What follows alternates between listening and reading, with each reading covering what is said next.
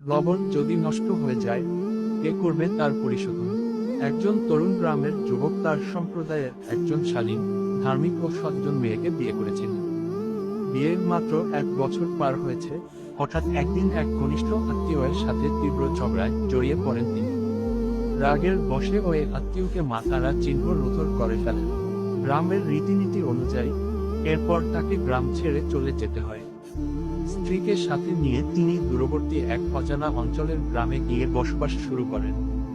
নতুন পরিবেশে তিনি জীবন গুছিয়ে নিতে থাকেন। প্রতিদিনের মতো তিনি গ্রামের মোড়ের আসরে যেতেন, গল্প করতেন, পরামর্শ নিতেন।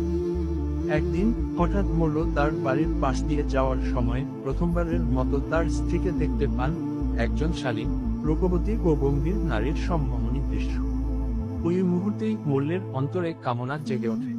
লালসার শিকারে পরিণত হয়ে এক অশুভ পরিকল্পনা আঁকেন, কিভাবে যুবককে কিছুদিনের জন্য দূরে পাঠিয়ে সুযোগ বুঝে তার স্ত্রীকে নিজের করে নেওয়া যায়।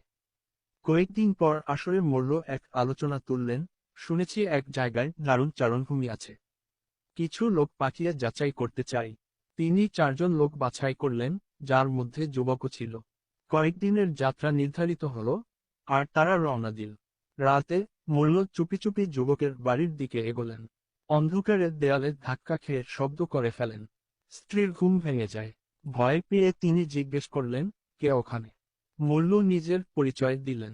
স্ত্রী বললেন, এত রাতে সব ঠিক আছে তো? মোল্ল নিজের আসল উদ্দেশ্য প্রকাশ করলেন। তোমায় দেখার পর থেকে মনে শান্তি নেই। তোমায় চাই, আমাকে সঙ্গ দাও। মহিলাটি অত্যন্ত ধীরস্থির কণ্ঠে বললেন, ভালোবাসা চাইলে ঠিক আছে, তবে আগে আমার একটা প্রশ্নের উত্তর দিন। যদি ঠিক উত্তর দিতে পারেন, তবে আপনার ইচ্ছা পূর্ণ হবে। মোল্ল খুশি হয়ে বললেন, বলুন। তিনি জিজ্ঞেস করলেন, যেমন মাংস নষ্ট না হয় বলে আমরা লবণ ব্যবহার করি, তবে যদি লবণ নিজেই নষ্ট হয়ে যায়, তাহলে কে তা পরিশোধন করবে? মোল্ল গভীর চিন্তায় ডুবে গেলেন। একদিন এক রাত পেরিয়ে গেল, কিন্তু তিনি কোনো উত্তর খুঁজে পেলেন না।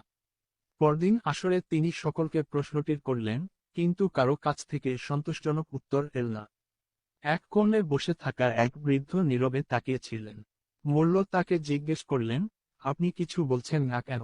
বৃদ্ধ উত্তর দিলেন, কারণ এটা কেবল একটা প্রশ্ন নয়, এটা যুগের যুগের জ্ঞানভাণ্ডার থেকে আসা একটি বার্তা।